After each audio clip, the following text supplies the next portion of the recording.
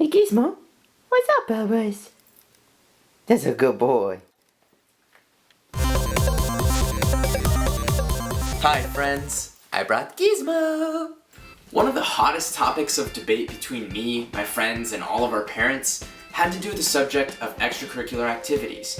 Do they matter for college acceptances, and how much do they actually matter? Unsurprisingly, it's a pretty nuanced question, so let's talk it through. I'm gonna be upfront with you. I personally think involvement in jobs, clubs, organizations, volunteer work, and sports have way more bearing on your eventual career success than your GPA, test scores, or even the college that you go to. It's a somewhat controversial position, I know, but I'm far from being the only person who takes this view, and I've sort of formed it based on experience, observation, the advice of people who live in big houses with robust retirements, and seminal non-fiction books like The Millionaire Next Door. Keep in mind as I go over this that when it comes to college and career, there are always exceptions to any rule. So let's take my own experience as a case study. I went to UC Davis and studied science. I graduated with 2 minors and had a 3.34 GPA. When I started applying to jobs around winter my senior year, I had some pretty good traction. In the end, I interviewed at a handful of companies and received a few job offers. So what do you think they required to qualify? What do you think they asked about during the interviews? Well, in total, I received exactly 0 questions about my high school or college GPA. I received 0 questions about my SAT scores, SAT 2 scores, AP test scores, what AP classes I took. Nobody cared. Furthermore, I studied psychobiology, and when it came to entry-level positions, only one company I interviewed at actually required a science degree, and the rest just wanted sort of any 4-year degree. So what did they ask about? Well, again, your mileage is going to vary. Engineers and coders are going to get really different interview questions from most other fields, but the questions I was asked surrounded the same sorts of things. From the high school portion of my resume, interviewers asked me about my leadership roles. They asked me about the tennis team and the school newspaper. They did not ask about my GPA, my SAT scores, or my AP classes.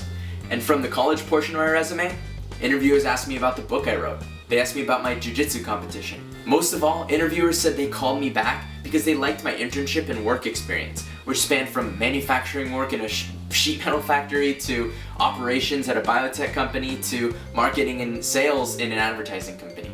Nobody asked me how I performed in first quarter organic chemistry, not even the science company, and they actually did make me an offer. Nobody asked me how many AP classes I took in high school.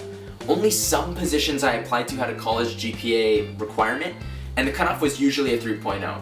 There are exceptions. I know Hewlett-Packard only hires software engineers with a 3.5 or better GPA. But the truth is, I don't think I would have gotten as many calls back if I had a nearly blank resume, save for a perfect high school and college GPA. I'll touch on it more in another video, but my team, a sales team at a software company, has people from nearly every tier of university, with majors from nearly any discipline you can think of except engineering. And guess what? Everyone on the team is a high performer making about the same salary, from our San Jose State grad to our Harvard grad, from our marketing major to our chemistry major. Now I know this might not be the answer some viewers want. You heard that Stanford heavily considers extracurriculars. You heard that UCLA accepts students with crazy numbers in so-so extracurriculars. You'd all be right. They do. But the point I'm making is that your experiences shape you, not your numbers. Yeah, there are exceptions. It's pretty hard to be a surgeon without higher education. Potential clients love to see a prestigious diploma on the wall of your office. But for a serious majority of people out there, your first job out of college is going to be a lot more about the grind that they see in you and the people skills that the company culture seeks. Getting a 5.0 GPA in high school is a wild grind, and everyone's going to find that impressive, but you might find it hard to gain real-life experience and improve your people skills when you spend a decade of your life heading the books. And honestly, that's going to come out in a big way when you actually walk into an interview. So to answer the question, do extracurriculars matter? Not too much. If your sole goal and desire in life is to get into a couple of really solid colleges. If you aspire to something beyond that, I personally think there's no replacement for real-world experience. So, my prescription? Join a club, learn a martial art, look for an internship or a job.